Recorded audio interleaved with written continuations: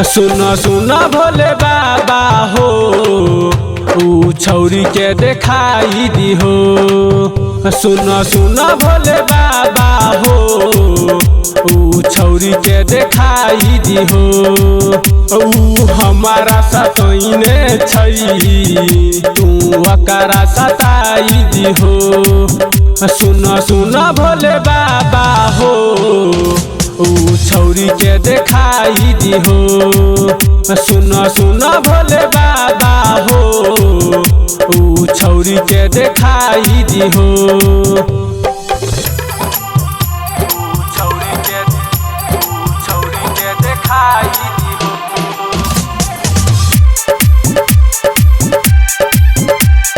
छौरी के देखाई दी हो।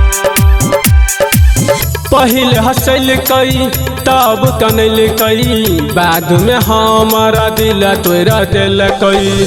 हमारा से करके शादी के बादा दोसर अपन घर बसल कई।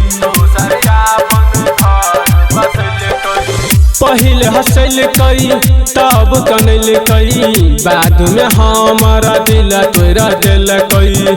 हमारा से करके शादी के बादा दोसर अपन घर बसल कई। घर बसल कई सुना सुना भोले बाबा हो ऊ छौरी के देखाई दी हो।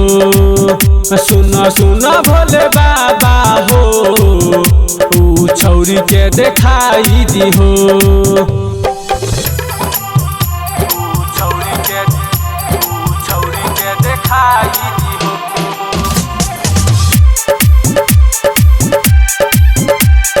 छौरी के देखाई दी हो। हमारा पे बाबा करहो रहम हो छोड़ के गेलई पागली हमार हो।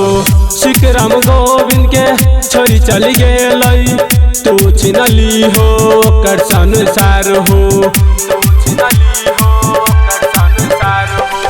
हमारा पे बाबा करहो रहम हो छोड़ के गेलई पागली हमार हो।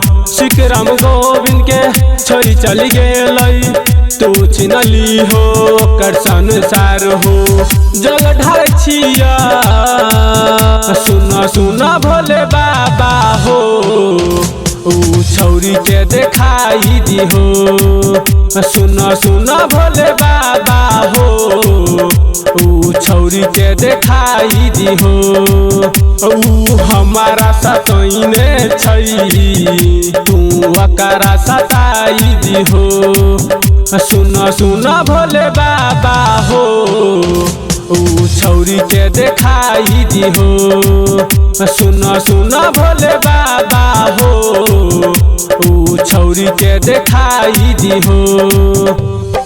Recording by Riya studio Khagaria Bhadas.